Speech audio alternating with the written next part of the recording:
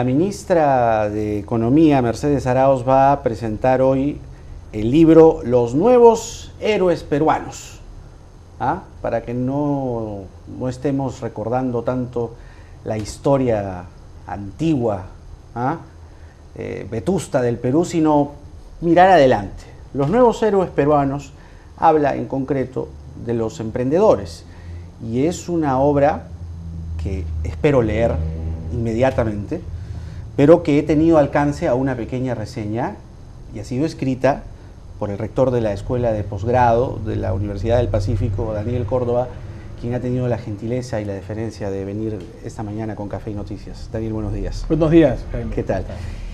¿Qué es el emergente desde la perspectiva de tu obra? Es decir, ¿el emergente ya tiene voz, ya tiene voto en la sociedad peruana?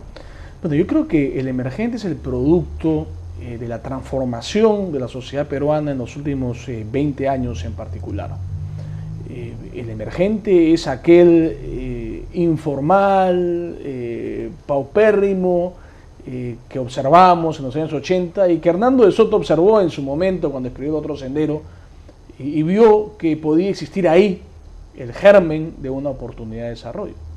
Cosa que se ha dado, ¿no? Se ha dado gracias a que ha habido la oportunidad de apertura al mundo de la economía peruana, gracias a que se derrotó el terrorismo, gracias a que tuvimos una serie de cambios que fueron continuados, digamos, por los distintos regímenes que tuvimos y que ha dado la oportunidad para que esta sociedad entre en un nuevo proceso de ebullición y que cambiemos esa historia de los héroes perdedores, ¿no? Los héroes que perdieron todas las batallas, que con todo el respeto del mundo, digamos, ahora ya no son pues héroes perdedores, son héroes ganadores y son héroes, digamos, dispersos en toda la sociedad y que han logrado pues desarrollar una empresa, desarrollarse personalmente partiendo de una situación de pobreza, o sea, con una mano adelante y una atrás.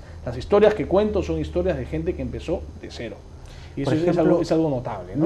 Mira tú qué coincidencia la vida. De hecho, quiero conversar contigo sobre las historias de emprendedores porque es interesantísimo escuchar sus casos, sobre todo cronológicamente, pero yo acabo de tener, como te comentaba antes de entrar a la entrevista, a un candidato a Villa María del Triunfo. Y ahí notas tú, a ver si te pasa a ti, le brillan los ojos y dice, yo quiero cambiar la historia de Villa María del Triunfo. Yo quiero que la gente tenga drenajes para cuando cae la lluvia. Yo quiero que mi ciudad no sea una ciudad dormitorio. Es decir, tienes a una persona que se está levantando, ¿no?, por encima del resto y está apuntalando a un norte de éxito. ¿Eso pasa con un emprendedor? Bueno, cuando yo tuve la oportunidad de hacer la investigación para desarrollar esas historias, estuve pues en Canto Grande, en Comas, en Villa El Salvador, en Villa María del Triunfo, bueno, también en Gamarra, evidentemente, como no, en La Parada, ¿no? Y empecé a entrevistar a estas personas, entrevisté muchas y tomé las historias de algunas nomás, evidentemente. Lo que más me interesó fue la historia de vida de las personas. La historia del negocio la cuento y es interesante y eso es lo que sale siempre en los casos de éxito en los periódicos y está muy bien. Pero lo que más me interesó fue las que pasaron. La señora a la cual su marido le pegaba y no la dejaba tener su negocio y dejó a su marido y ahora tiene una panadería, volvió a casar y tiene que es algo bien difícil y ha sido más difícil en la época, seguro, en la época en la que lo hizo. El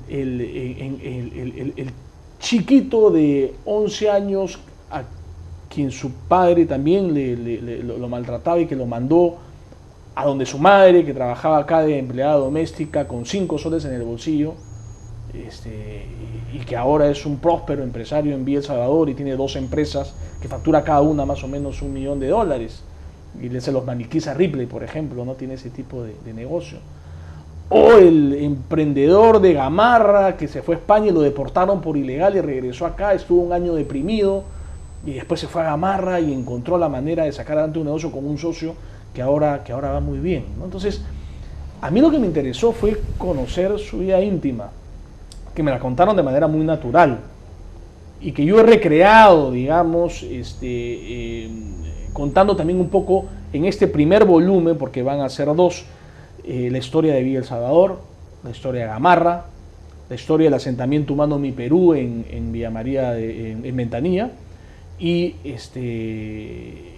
historia de Parada, ¿no? Que son los 4 lugares en donde pasan las historias que cuento acá, y también la historia de Acción Comunitaria del Perú, ¿no? Que después se convirtió en Mi Banco, que fue una ONG fundada por empresarios como Felipe Augusto Vice, Augusto Felipe Vice, perdón, Pipo Sonday, que ya falleció, Daniel Rodríguez Hoyle, que es la persona que también tiene un relato, digamos, de su vida contada por su hija, ¿no? Que son empresarios del establishment, digamos, de su época, que hicieron estas ONGs y que están comprometidas con el país.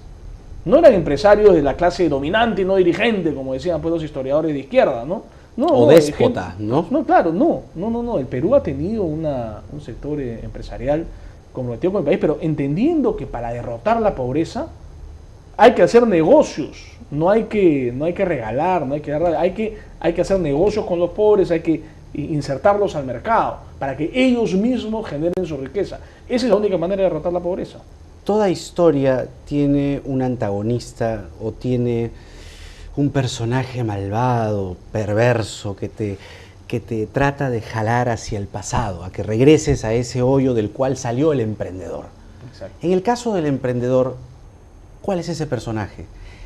¿Qué o quién está siempre ahí merodeando, penando, tratando de hacer menos rico al emergente? Yo creo que es básicamente el político mediocre, ¿no? Que no todos los políticos son mediocres, yo diría que la mayoría lo son, pero no todos, ¿no? El político que quiere, digamos, estrangularlo con impuestos, ponerle trabas burocráticas para imponer su propia visión de las cosas y para imponer por ahí una redistribución del ingreso, ¿no? Un socialismo. Sí, bueno, lo estamos viendo, ¿no? Claro, en Estas el sur. historias no van a poder pasar en Venezuela en los próximos 20 años. Estas historias hubiesen sido imposibles en Cuba, qué decir en Corea del Norte, ¿no? Digamos que esta es una nueva rebelión, digamos, esta es una nueva revolución. Jaime Altado dio un delcado cuando dijo la revolución capitalista en el Perú, y es algo así lo que está pasando, ¿no?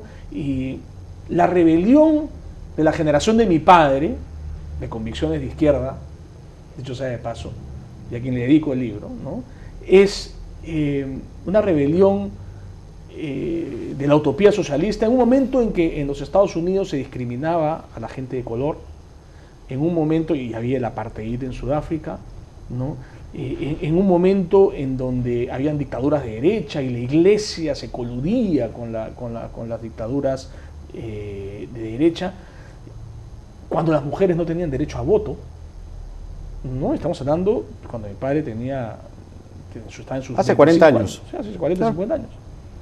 Entonces, esa rebelión justificaba, además que no se conocían los resultados del socialismo, la utopía socialista, ¿no? Y bueno, que queremos crear una sociedad mejor.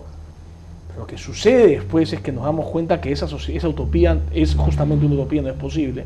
Y lo que resulta de esa utopía son dictaduras terribles, totalitarias. Por eso la reacción de Vargas Llosa, por ejemplo, ¿no? Entonces la rebelión de mi generación es una rebelión más liberal, ¿no? Sabemos que eso termina en dictadura, necesitamos libertad, necesitamos que el Estado se concentre en algunas cosas como hacer respetar los derechos fundamentales, derecho a la vida, ¿no? El derecho a la libertad y el derecho a la propiedad.